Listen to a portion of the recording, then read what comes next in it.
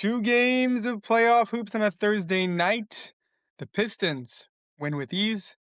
The Thunder run away with it in the fourth quarter. We'll get into it all. My name is Shlomo Stark, My name is Levi Jacob. and this is the daily basketball recap in 15 minutes or less.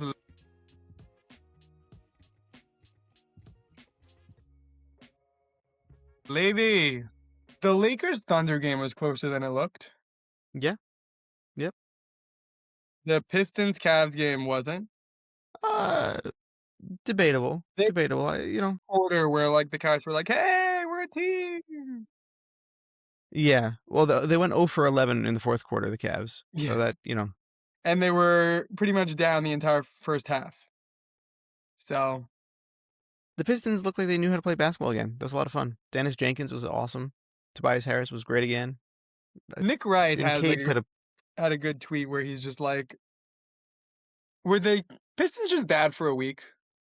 I Like, think I think it's really a matchup thing. I really do. Like I think that we see it every single year. well, it It's really wasn't a a matchup matchup thing. thing. They ended up winning in 7. It was just the first week, meaning it was like there was just a week where they didn't Where play. Franz was playing defense. It would be. I'm not. Was it a matchup thing or was it just there was a bad week we had? It happened to be the first week of the playoffs. Since the first week, we won 4 games in a row and really 6 games in a row because of also Cleveland. And we're actually a good team. We're fine. There's no need to like worry. It was just one.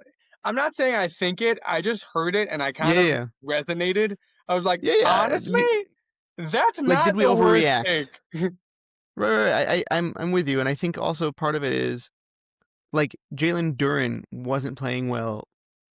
There's like a mental piece to it there, right? There was like a whole thing about how he used to date Angel Reese, and now she's dating Wendell Carter Jr. and he's Saw that. he's out there, and so he I think Jalen Duren actually like reposted something about Wendell Carter Jr. after the game or something. I don't remember exactly what it was. It was very funny, good bit. But I think that's the point. Like, I think that we overreacted as far as I think the Magic are formidable in certain circumstances, but I think that I told you I like this Pistons team. I think that they're a good team, and watching this game actually gave me a lot of insight as far as why I felt so good about them during the regular season, which is Cade is just naturally a mismatch.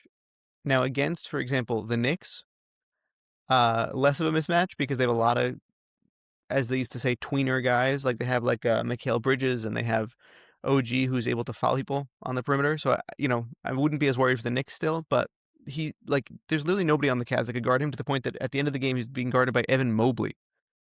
He can't keep up with him.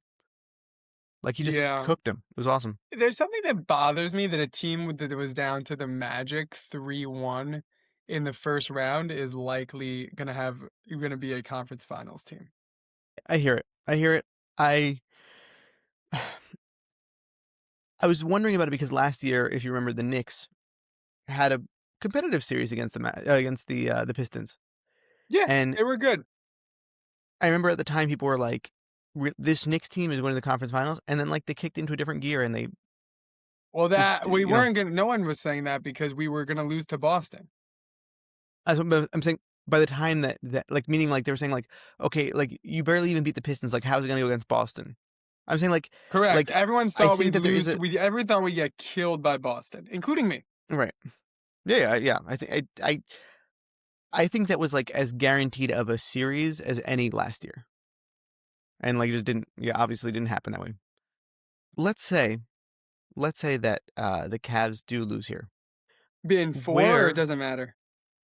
uh whatever. Meaning I don't think there's unless there's some miracle that happens and they look like amazing moving forward.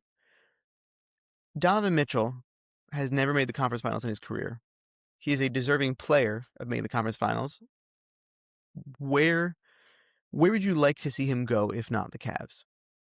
I thought you were gonna ask me where do I think of him like legacy wise. What No, team?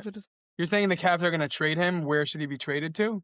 if he were to demand a trade, which I don't know if he would, but meaning he's tried it a lot with the Cavs. They keep putting teams around him that fall apart in the playoffs, and he's just left out there shooting alone. Where would I when you say where would I want to see him go? Do you mean for like I'm not such a Donovan Mitchell guy. Like I don't really particularly care if he succeeds. So What Where's do the you? best fit for him basketball wise? You're like, I Okay. want him to go to Shanghai. No, like I think like I would want him to go to Portland and literally Interesting. elevate the team, but also fail to like be as good as the Spurs and Thunder. So like basically the same thing would end up happening, but like Portland would be better. Like, Yeah, but again, interesting. I don't think that's the best thing for him because I have no interest in Donovan Mitchell being good. And being like, That's oh, fair. like that's fine. Keep him out of the like. I was really excited for him to come to the Knicks and was pretty upset when we got Brunson instead of him. And Worked out okay. it's amazing. Like I don't like him because everyone he keeps competing for the Brunson spot in like the best guard in the East. And like it bothers me because it's so clear that to me that Brunson's better.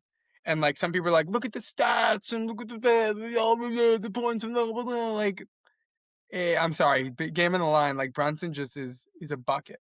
And anyway, so I don't really care where he goes. But you're saying what is the best fit for him? It could be Boston. Could be Interesting. It's so easy to say the Spurs or the Thunder because like he's So just I have let me give you my take on I have three options here. Okay, we go through them quickly, but let me up or down. First one is the Miami Heat. Up or down? when you say what does that mean up or down? Meaning, do you think that'd be a good fit or not? Would he be in a better situation than the Cavs right now? Is that up or down mean? Do you think that the team would go farther in the playoffs? Would he have an So opportunity to down. actually win So meaningful down games? for the Down. Heat down. Okay. Or same. Okay. But like same and like losing in the second round is down for me. Because then just Okay. stay in Okay. Cleveland. Right. So At least down. right. We said conference finals. So I would say Okay. if he was on the Heat, the ceiling would be the second round, so down. Okay. What about the Pistons? Pistons. Are you trading for him or are you just putting him on this roster? Oh no, trading for him. Trading for him. I would say So who's if the gone? Pistons gave up, it's a little more difficult with Donovan Mitchell just because he's like a 30-point per game scorer almost. Like you keep intact Cade, Duran, and Thompson. You figure out something else. Meh. I don't love it. It's like there's these scoring guards, like it's Donovan Mitchell, it's Dame Lillard, that like they don't do well with like other stars. Like it's like you saw I Dame hear with it. Giannis, like you you see it with you'd probably see it honestly if Giannis came to the Knicks, like Brunson would just be significantly worse. There's just these score and honestly if Giannis came to the Pistons, I think Cade would be worse. Like there's these certain guards where their job is to score and they're amazing at scoring. Westbrook was like this, frankly. Derrick Rose was like this, where you just don't. They need to be the best guy on their team, or they're not going to be significant. Okay, so actually keep that thought in mind. The last team that I want to mention is, and then we'll move back to that thought for 2 seconds. The Raptors. Donovan Mitchell to the Raptors. Brandon Ingram and something something. Figure it out. He'd probably be very good. I would say, is it up? It's definitely the most up of everyone you've said, but I'm still not sure that it's a better situation than It's Cleveland. not the winning Like answer. I'm not sure it's better than Harden, Mobley, and Allen. Like it just might be, you know what I mean? About the same. Yeah. I hear you. It's just it's such an interesting conundrum. It would be interesting, Um, but I don't think. Yeah, he's in a tough spot, Mitchell. Like he's in that SGA elevated from this spot, but it's in a tough spot to be in when you're this scoring guard. It's very hard to be the best player on your team who's a scoring guard. Like Jalen Brunson is in the spot. I think he's better than Mitchell, but it's going to be really, really hard for like Jalen Brunson would need to get lucky to win an NBA title in his current situation.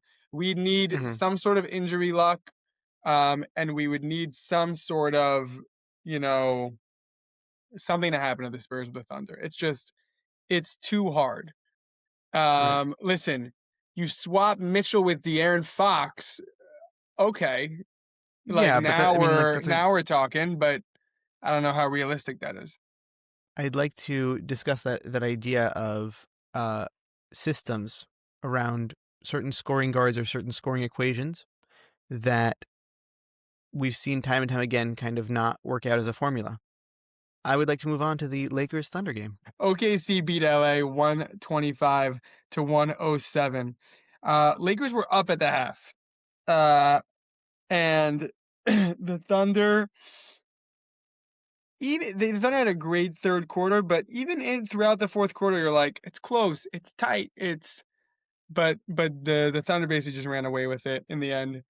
Um, it's a very good team, the Thunder. And I think you clearly want to do a thing on the Lakers, so I'm just gonna let you cook. Well, listen, there's a lot of political discourse right now about fouling in this game specifically. A Mhm. lot. Okay? I'm going to start off with, as a Thunder fan, First of all, the Lakers had 26 fouls, the Thunder had 22. I didn't hear about who's complaining so much. dude, that was every single person on Twitter. Everyone was like, I can't even watch this. I can't even watch this. After the game, they were complaining about bogus fouls supposedly that the Thunder had. Okay? After the game, Oh, because they're Austin Reeves started. There flopping, was you're saying? yeah. It was a whole big thing. Austin Reeves. There was a jump ball in which the referee was yelling that they're out of position. LeBron started yelling back at the referee. Austin Reeves after the game started yelling. The whole Lakers team basically came down to talk to the referee, and they asked Austin Reeves after the game. He's like, I felt that he was just being really disrespectful. He didn't have to yell at me. And I was like, what are we doing here? What are we doing here? You're grown men. You're grown men. You're upset about it. You're upset about losing a basketball game. I understand that. It's your profession. It's your career. I get it. Come on. He played well. Austin Reeves played well. He did have 31 Dude, points. there was terrible calls on the officiating was horrible on both sides. I know that people are going to say no, you have to see blah blah. Austin Reeves was draped on SGA. SGA hooked his arm and pulled. Yeah, that's what happens when a player on the defensive end is playing dirty. The offensive player does that sometimes. Everything was kosher. This is playoff basketball. Stop blowing the whistle. Stop it. Last year, the Nuggets versus Thunder was such a good series because they stopped blowing the whistle. Stop blowing the whistle. There's physicality. Don't listen to LeBron complaining about whistles. Come on. Cut it out. LeBron has hit that phase in his career where he's like with the refs is like, oh, Mr. James, sir, is it okay if I make a call, Mr. Yeah. James? Like one of those, like you're not in a LeBron series, the refs are just going to be on LeBron's side, and I'm honestly okay with it. Um, he's earned that status. It's not like it's helping him win the game. Um, he's earned that status of like he's not a complainer to the like he's not like Draymond. I want to explain. Or Luca. Luca's a huge complainer. Like Luka, I'm yeah, saying, and JJ Redick, by the way. JJ Redick, Absurd. big complainer. LeBron is very much like, come on, like So I wanna give major props to SGA though, and also Mark Daigneault.